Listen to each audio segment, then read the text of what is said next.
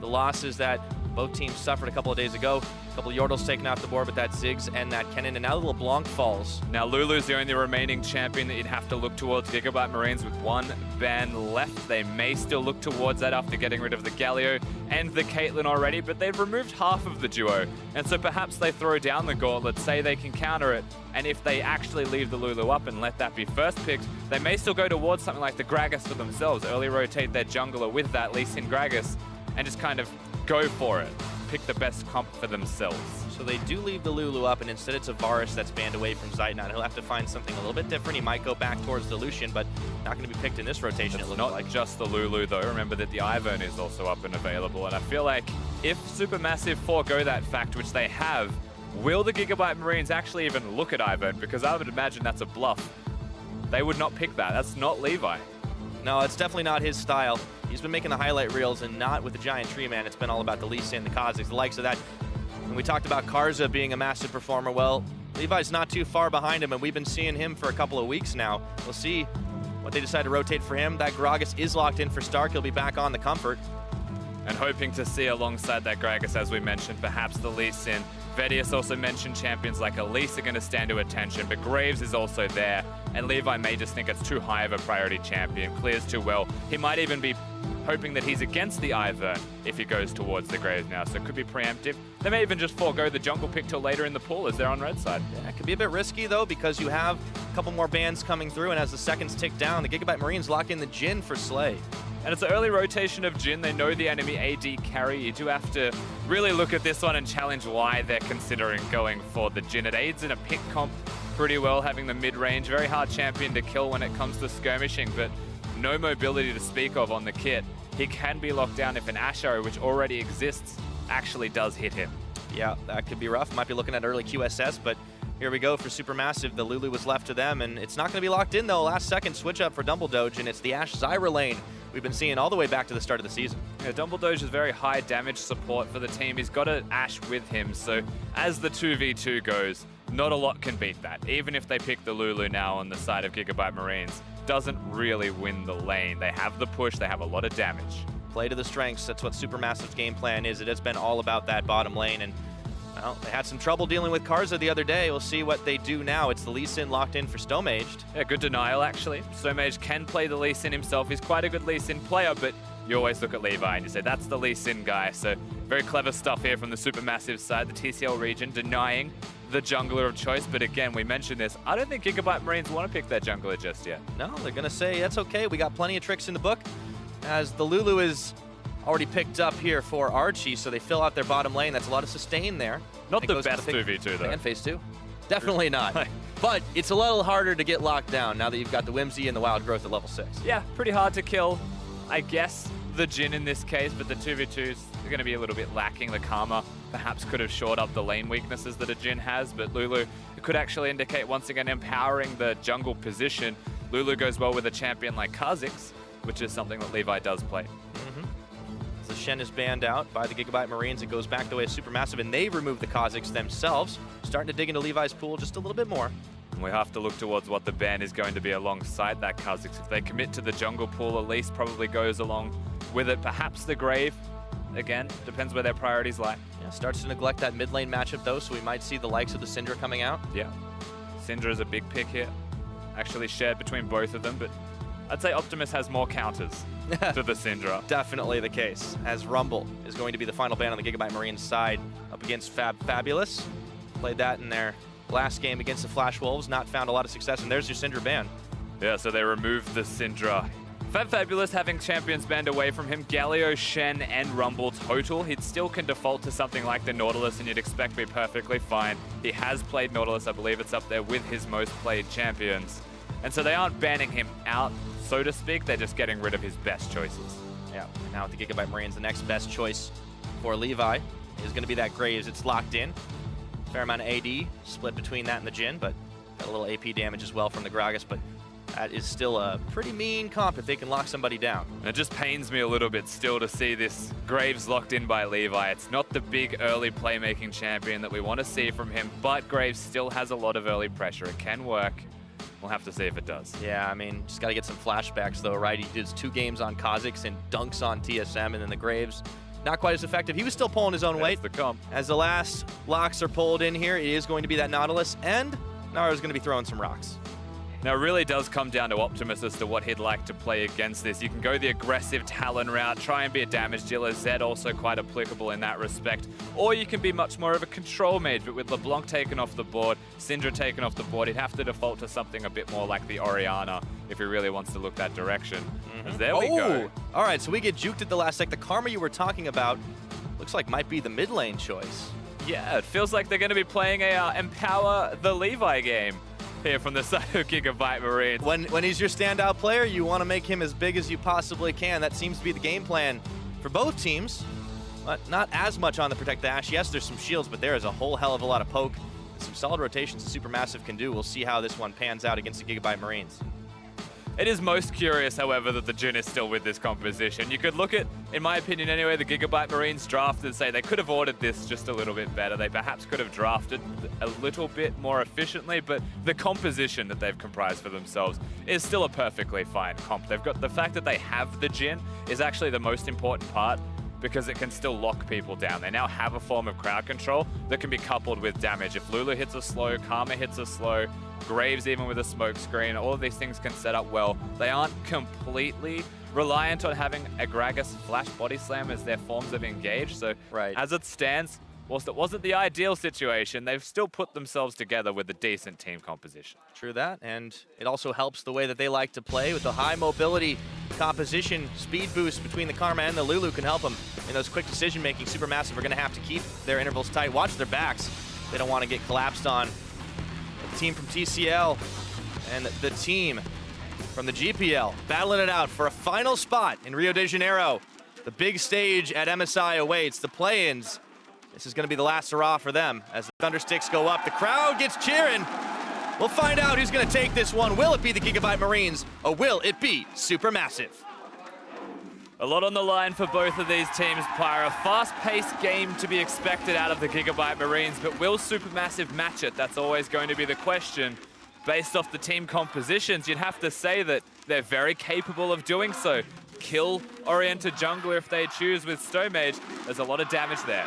Yep, early game. We'll have to see where he decides to keep his focus, but right now it's a 5-man stack in the bottom. SuperMassive, they're looking for a little bit of cheese, but no one's biting on the bait there as Archie doesn't go too close. They've learned their lesson. Remember that when SuperMassive played against the Flash Wolves, game number 1, level 1, they walked into a bush, lost a Flash, and look at what happens afterwards. Of course, they've got a Zyra again, so they're going to set up in the bottom lane. The fact they go down there as 5, they have learnt their lesson in that respect, but it means they can set up the plants if they choose. However, there is a response, a visible response. There we go, gonna get that ward cleared off, but now that they know it's there, not gonna go any farther. And this isn't the first time that Optimus has gone for a sweeping lens. He actually did it in his set against TSM, I believe, denying some vision and trying to prevent the eyes of SuperMassive. It's a curious choice to actually see this happen, especially for a mid laner, but what this does mean is that Levi is super important in placing wards around the middle lane to protect him or finding the enemy jungler.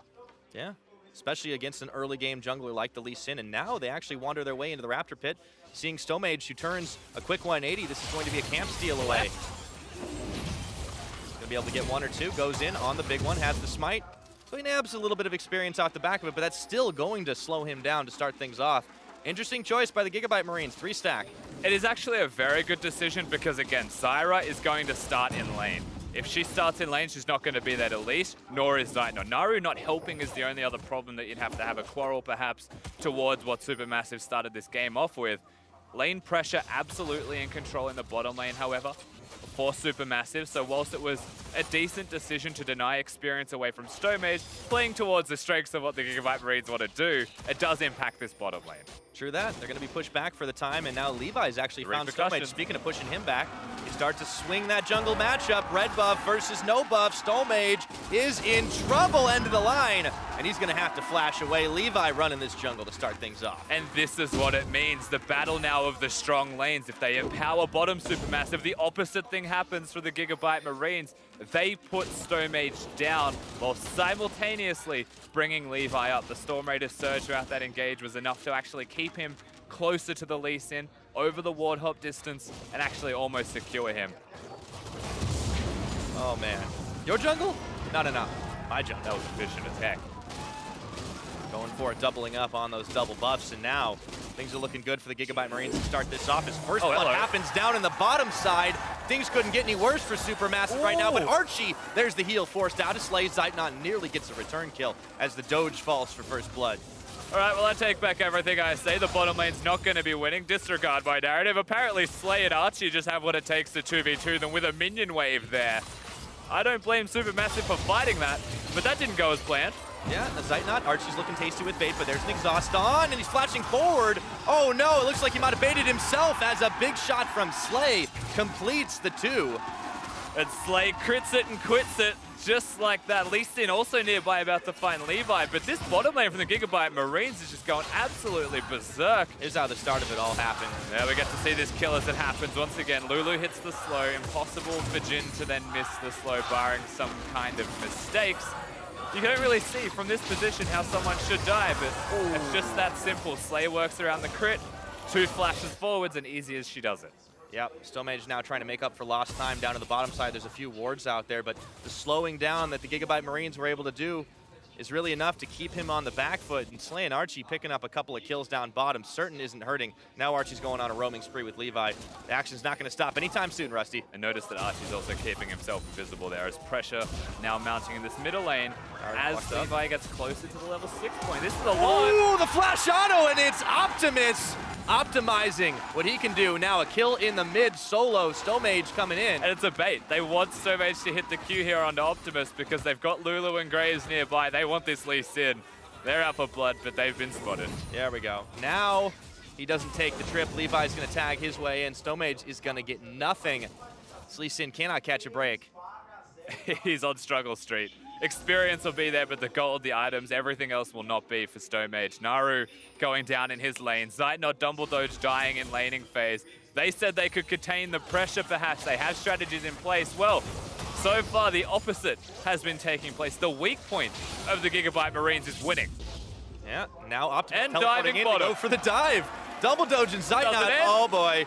Talking about struggles, this one's going to be rough. It's a 4-man gang squad party in the bot lane, and they're looking to come in for Dumbledoge. He goes back to tower safely, but Zeitnot is not so lucky. It's Archie that picks up the kill with a help picks. The Doge is caught. He's taken out, and now it's Slay on a 3-0 killing spree. This team is on fire. 2 kills at the same time. They didn't even say, screw it, we'll just get Dumbledoge. We'll go for the tower.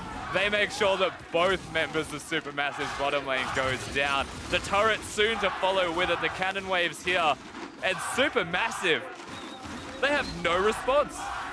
Gigabyte Marines are moving out 5-0 the kill count. Slay is going to be around to collect that tower gold, and a little bit of damage on the mid is all that SuperMassive can get back. We're 6 minutes into this game, Rusty. We thought it was going to be action, but this is another level. You remember week 1 of the play-in stage when teams are trying to have as many kills as the clock? Well, Gigabyte Marines are doing it as a one-sided affair. Just themselves, 5 kills, 6 minutes. 4,000, almost 3.5 is the gold lead. And top lane's the only one that's still holding on. I'm glad it's the first time we've seen it. It doesn't even matter at this stage because the second they rotate the Jin and the Lulu up there, all hell breaks loose. Yeah, Optimus has got to be careful a little bit. He almost stepped on top of the mines. Naru, his first venture in this tournament on the Talia, hasn't really had too much luck right now, and obviously it's difficult to do when the bottom lane of the jungle is just getting set so far behind. But if he's expected to kind of step up and fill some of the void, Zeitnot has not really been able to match what Slay and Archie have been doing. And one important thing to note as well for the Gigabyte Marines, I really like their decision making here, is that they keep their bottom lane down bottom.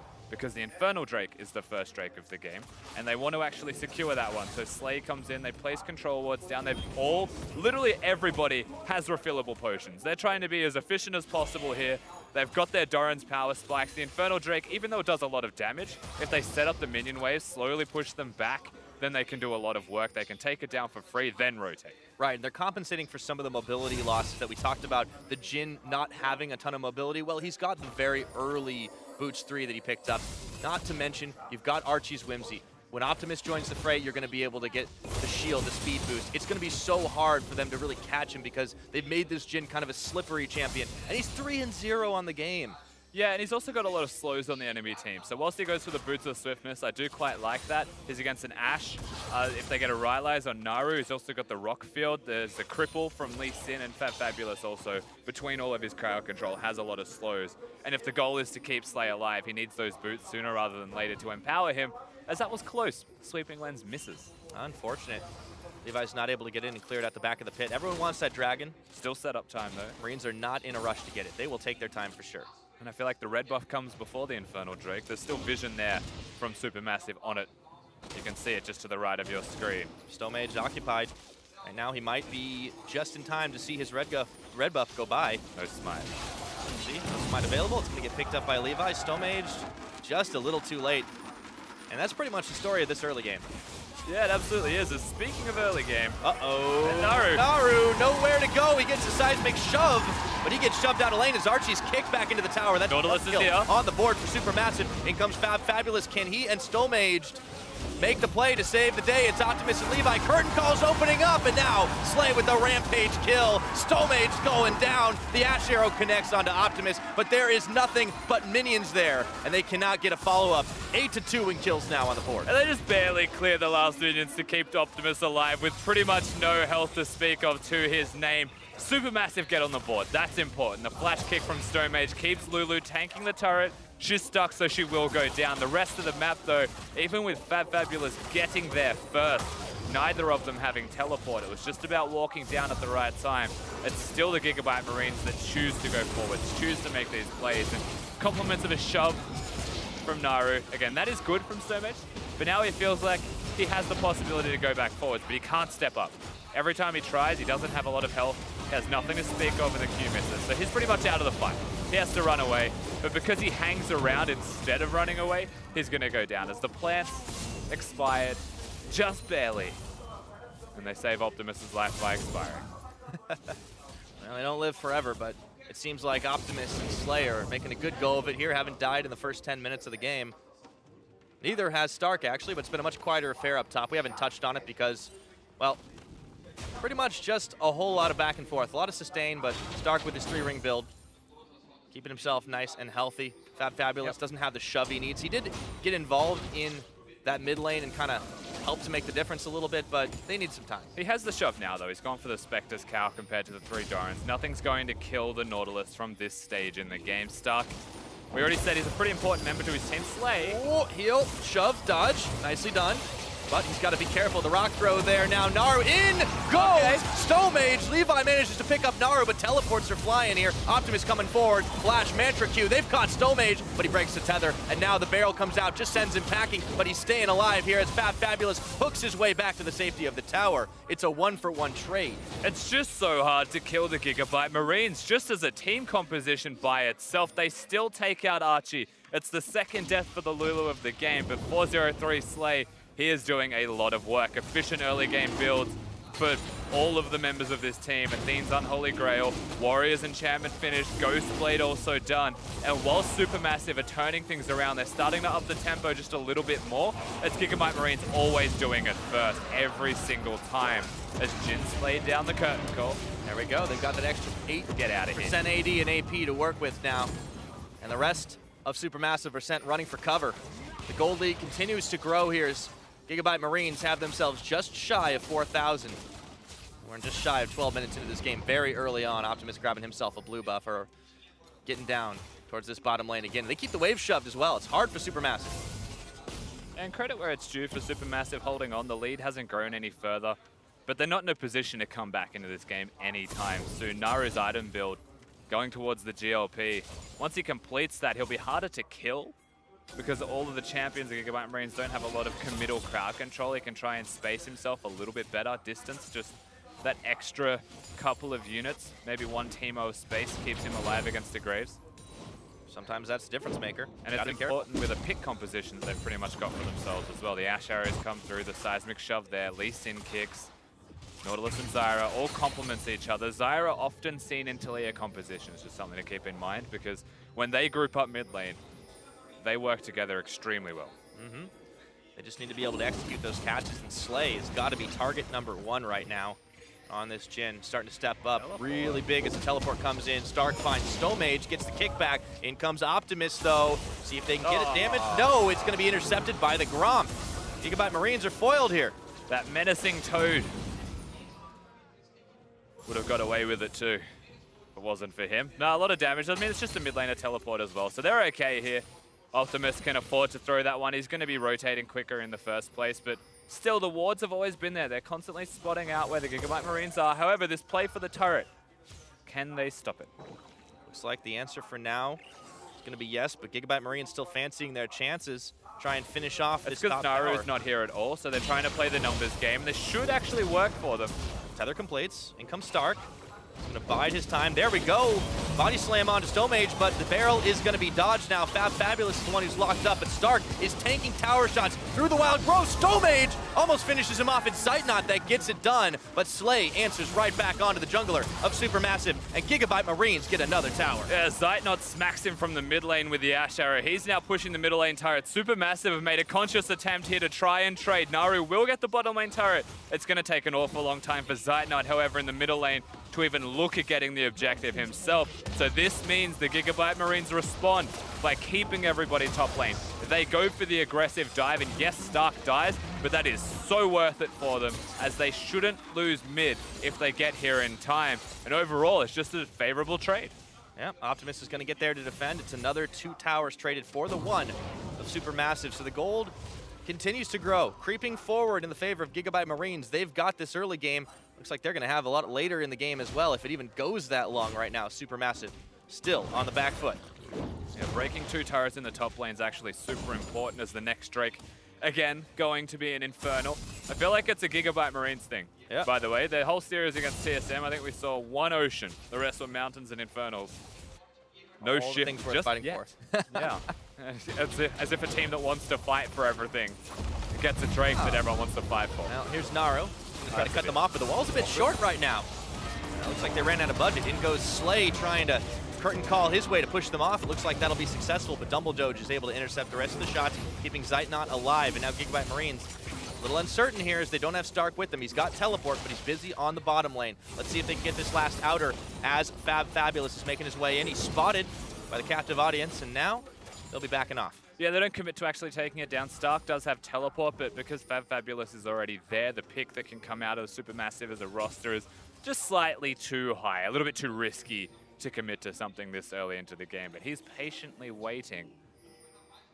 I don't know if he wants to find these targets, so I'm glad he left. Bottom. See, now Zeitnot is caught, and the hook catches Levi on the back half as he gets a wild growth. Collateral damage out. Stomage trying to get the kickoff, but he just kicks Slay back into safety. And now Supermassive, they're out of cooldowns here. Gigabyte Marines, they're taking a page out of the Supermassive book. This protect the AD carry has been working out. Absolutely. Unfortunately, Stomage misses the kick that he was looking towards, so now Gigabyte Marines stay as a 4-man unit. Stark slowly rotating towards this middle lane, lumbering along, finding some Narus, preventing the Talia. Uh-oh, might need the blast cone. Let's see if he takes it. Boom, over he goes, right into the waiting arms of Dumbledoge. Stark is gonna fall down to Naru on a last auto attack, but meanwhile, checking back in with mid. Gigabyte Marines are trying to make the best out of a bad situation, finish off that tower, but nothing doing. A little bit foolish from Stark, I think it's fair to say. He thought he had the one-on-one. He was just trying to keep Naru away from the middle lane, but suddenly everybody appears, almost as if there was no minion wave mid, as Optimus has got him. Ooh, I don't know about this. Who's catching who? The teleport's about to finish off. Naru does take a lot of damage, and that's going to get canceled by Fabulous, but now the Gigabyte Marines, the TP advantage will be soon with Optimus is coming off cooldown.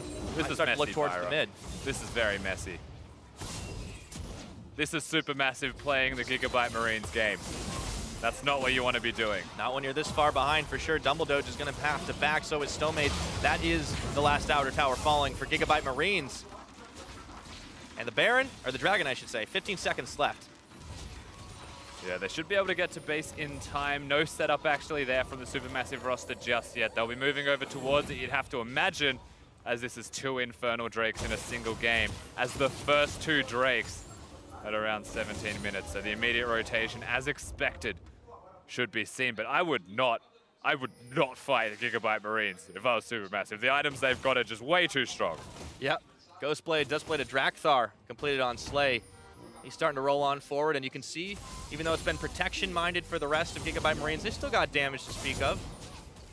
Needlessly large rod on Optimus right now, working his way towards his next item. 18 minutes into this game, it's hard to compete right now with what SuperMassive are bringing out. It just isn't going to be enough to get the fight off. However, they're looking to cut off Slay. He's isolated all by himself. Dodges that arrow.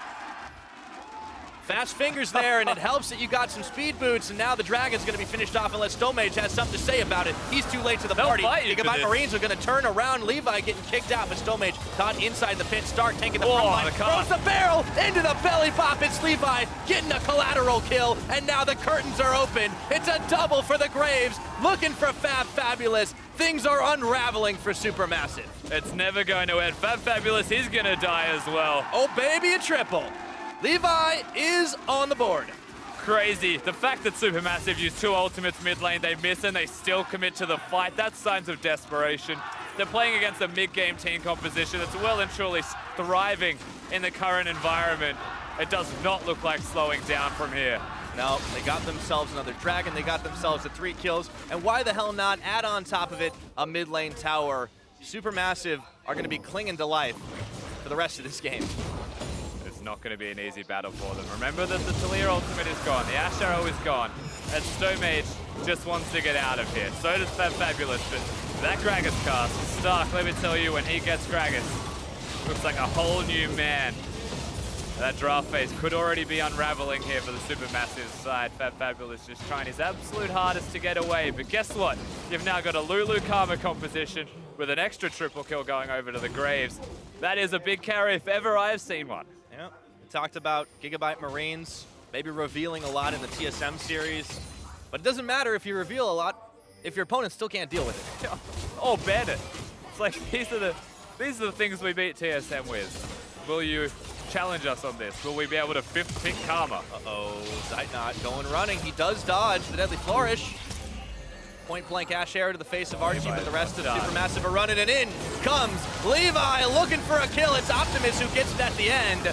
And now Levi gets one more. Archie's gonna fall over to Fabulous, but that's a consolation kill. That Nautilus is locked up between 4 members of the Marines. It's a double for the Graves, and they're right on mid lane. It looks like it might be turning for Baron soon. Yeah, 7, 1, and 4. I think it's a little bit too early. It could take them quite a while to do the Baron, especially with death timers. Actually just being this low because we're only 20 minutes in. So the Siege seems to be the name of the game from this team as Talia says no. All right, throws down the wall. The minions are caught. Levi is on the wrong side, but is it because Naru just gets blown up? Double doges out. Optimus will finish him off. And now it's Snowmage and Zeitnot trying to tag their way in. But this tower is already gone. 20 minutes. Gigabyte Marines are in the base looking for Zeitnot.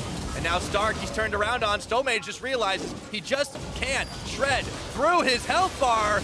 They got Slay. He's caught. He's going to have to flash away, but you can't dodge the knock-up here. Now Gigabyte Marines a little bit low on the retreat past Stark. They just can't kill anyone. Give his life, but the SuperMassive don't have damage here. Levi, godlike kill with the collateral. SuperMassive are super dead. Gigabyte Marines, what did they have for breakfast? I don't know, man, but I want some. Well and truly energized. Coming into game number 1, 20-6. Again, they're pretty much at the clock with kills in game number 1 of a best of 5. That's a tilter, Pyra, that's a tilter.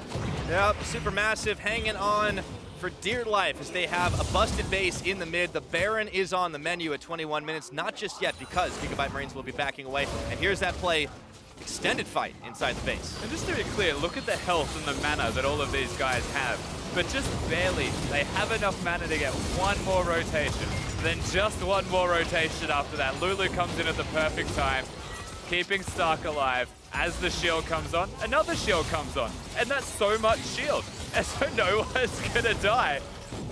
Try as you might as a pick composition. If the pick doesn't work, you lose the fight. Unfortunately for SuperMassive, just can't shred right through it now. 10K gold lead to Stark gets kicked away. Snowmage, though, is caught up. It's fishing a barrel. And speaking of barrels, Snowmage gets knocked, pinballed right into the kill from Slay. And now, the Baron is well and truly on. Yeah, sushi for dinner, unfortunately, here if you're SuperMassive, as this Baron should be completely uncontested. Everybody not even wanting to look at the area. In fact, this is just where the sun does not touch near Pride Rock. Danger zone. Everything is Gigabyte Marines at this point. So with the Baron buff early on in this game, they'll be looking to try and close it out best they can. Wards littered around this jungle, one in the mid. SuperMassive just trying to grab anything they can, and Zeitnot, normally the standout performer of this team. Well, he's been riding the struggle bus in game 1. The crowd absolutely loving it as well. Every Gigabyte victory just seems to be a victory for them. They love the bloodthirsty League of Legends games, and tell you what, that is being absolutely provided right now. Yep. Give credit to SuperMassive not saying die. However, they just don't have the damage to finish anyone off, and Fabulous, as tanky as he is already shredded down to half his health bar. And these Baron empowered minions are standing strong as Stark in the front side is intercepting every single skill shot he possibly can. Levi bringing up in the mid. This is going to be another tower. Smokescreen laid down, and SuperMassive won't even see it finished off. The Snowman comes in, gets the kick onto Levi, but he's sealed his own death warrant. Now he's going down. Barrel bomb, fight not, down he goes. Stark with a big kill. Redemption coming out to keep the Gigabyte Marines on the Nexus turret. One's going down, and this is all hope for SuperMassive in game number 1. Melting away, 24 minutes on the clock, 24 kills for the Gigabyte Marines, and it's a hell of a statement game to open this series. Game number 1, a kill a minute, absolutely right, Pyra, and that is an absolute smashing the Gigabyte Marines. I'd say they had him over a barrel, Rusty. That was pretty nutty. That's not how you expect a series to start, to say the least. SuperMassive, they want to be that refined, slow macro team. Play the map, make Gigabyte Marines play the map, but I'll tell you what, felt like at level 1, when they stole the Raptors, there was no response. Yep. Got to have flashbacks to that Flash Wolf series where all their games ended sub 30 minutes. This is going to be a hard climb for them. If they can mentally unravel what happened that game, they can get back into it, but that's got to be difficult. They look at 3-0 against the Flash Wolves. Expectations could be shattered a little bit there, but then you'd have some high hopes coming into the Gigabyte Marines. And then I think twice now in 3 days, those expectations have just been immediately shattered at the very beginning. And so we do have to watch how SuperMassive actually bounce back. Can they just go backstage and say, look, we lost the game, it's okay, we come back, refresh, reset, try one more time? Well, the team's been on the big stage before. There's always a chance for them to get back into it, but they need to start off a little stronger than stop what Gigabyte Marines have been able to bring out. But for more on that first win from the Gigabyte Marines, let's check in with our analysts. Thank you very much, gentlemen. I want to start by taking a look at the team comps because there's a lot of analysis to be had here. But once we get into the meat of the game, I think we see some clear signs that Gigabyte Marines may have just outclassed. But let's start by looking at some of the early decisions in this drafting phase. So when I looked at this, I thought, is this really a Gigabyte Marines comp? I'm like, Karma mid, you've got a Jhin Lulu, and of all the 80 carries to put a Lulu with, you're going to put it with a Jhin. I was like, great, you get yourself the Gragas, Stark, he's going to be on a comfortable champion, but there were so many question marks to me. And again, we also saw the Graves come out, and we're like, is this kind of like a protect the Levi composition? Are they looking to try and play around their jungler? I mean, there were lots of big question marks for me. However, when you look at SuperMassive, I felt like they had a great draft. They had a really strong bottom lane. They had a good early jungler in the form of Lee. They had a great scaling mid in terms of push and power. And to me, it seemed like a very well-rounded draft with a number of options available to them throughout the game. It didn't. It seemed like a very straightforward draft. You know, the name of the game is Talia. Nautilus start coming towards the bottom side. You play around, you know, getting your bot lane ahead, as we kind of expect from SuperMassive, right? But we kind of weren't expecting them to not play around Jhin in lane at all. Yeah, okay, so let's be clear here. Like, the draft, we felt like maybe arguably superior from SuperMassive. We feel like clearer goals in the early game, play around bot side, but when we look at how it actually unfolded, take a look at some of these early game kills, you can see compositions don't really matter when you start dying solo in your lanes. This is a rough start. Right, and this comes from like Dumbledore taking a kind of a poor trade with Zeitnot here as well. They think, okay, well, we can just stick around in the lane, and you forget you're playing against Jhin at this point, who will flash on you at the 4th shot, will crit you and kill you. That is a standard Jhin play. They forgot about it. And then mid lane, the same type of thing happens with Naru playing aggressively against Optimus, doesn't respect the amount of damage that's going to come. Cannon shot connects with him, and it's enough for one auto, but it just was Gigabyte Marines playing very well in the laning phase. A lot of things hurt me when watching this, watching these VODs. For a start down on the bottom lane, it just reminded me of Wild Turtle and Biofrost and the way they played the lane, being like, hey, we're pushing in, let's try and trade underneath their turret. And then they're like, oh no, these guys do know how to play bottom lane. They will punish us for being dumb. Well, I feel like it was too eager, like they just needed to push the wave. They did not have to go for a trade. When you're gonna poke, when you're gonna harass is when they're actually underneath the turret. When they're trying to farm and they cannot trade back with you. That's when you look to try and pick yourself up, kind of pressure. You do not just walk face first into them trying to fight them. Like it is poor play down in the bottom lane. And especially with an Ashe Zyra lane, you don't need to win pre-6 because you play for summoners and then kills post-6. You can push and you can try and get a lead, but once 6 hits, you fire the arrow, you get the flash. You fire the next arrow, you get the kill. That's how that plays. Yeah, and it just feels like when we look at this bottom lane that they weren't on the same page. We see Ashe moving forward, then backing off. Now suddenly Zyra's forward and she's all alone. It never feels like they're going up to trade together. It never feels like it worked out. And we saw in both the first Karma kill in the mid lane and that first death on the bottom lane, just these unfortunate circumstances where they're flashing away from an auto attack just to their death anyway and putting themselves even further behind. Yeah, let's not talk about the Karma kill. No one should ever die in lane to a Karma, right? This champion does not have kill pressure. She should not be able to kill you. That was a big mistake in the mid lane. However, it is just first game of the day. I can look past it, and I feel that largely it was just a lack of respect. We saw exactly the same thing from TSM in Game 1. Just the bottom lane of the Gigabyte Marines have not demonstrated a proficiency or a mechanical prowess, so teams seem to think that they can get bigger advantages than they actually can, and then they heavily get punished for it. And because of these early kills, it set up the Gigabyte Marines very, very nicely towards the rest of their composition, because you now have push bot, you have push mid, your top is even, and it just facilitates Levi to invade wherever he wants and play the style that suits him. That said, while we did see a pretty clean snowball for the most part coming in for Gigabyte Marines, we didn't see everything we wanted. It wasn't ideal sidewave control, and there were a few moments where we thought maybe SuperMassive can slow down the bleeding. They were trading objectives better in certain places across the map.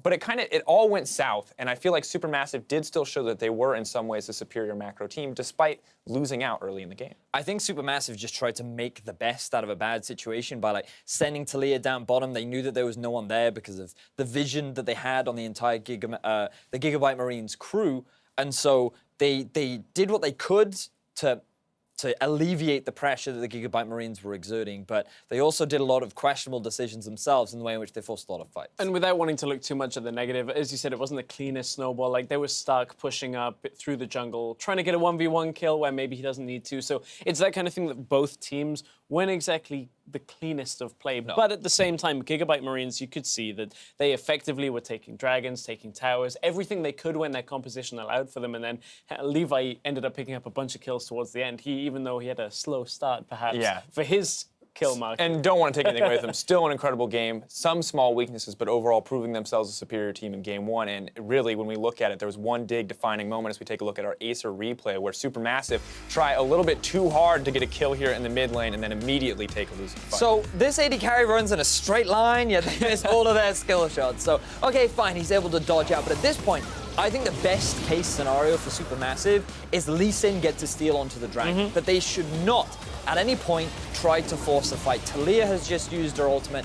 Ashe has just used her ultimate. Lee Sin just used his kick in order to try and kick Graves away as he's going for the steal. And I think that this was SuperMassive saying, oh, we have to try something. We have to force a fight. Their AD carry's not there.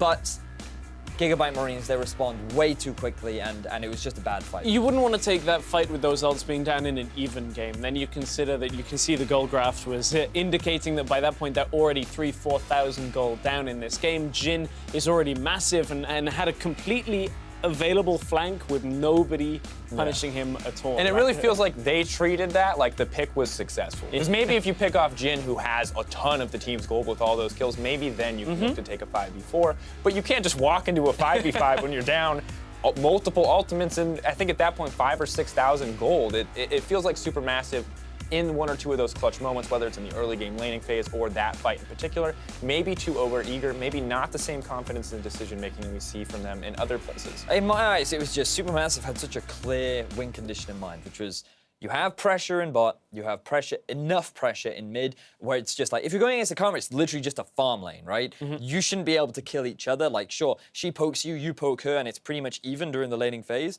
But down in the bottom lane, all they need to do is wait for 6, because you have Ashe ulti, you have the Talia wall, and you have a Lee Sin. So you have everything in your kit in order to set up for picks down the bottom lane, take Dragon, take bot tower, move around the map, and play the style that worked very nicely for SuperMassive during the group stages. They did not do that. They tried too hard to get themselves an early lead, tried to get a snowball, and if you try and get a snowball against a team that excels at snowballing, you will end up losing. Yeah, definitely not the start that you want, but up next we'll see if SuperMassive can bounce back in Game 2 versus the Gigabyte Marines. Meet us back here after a quick break.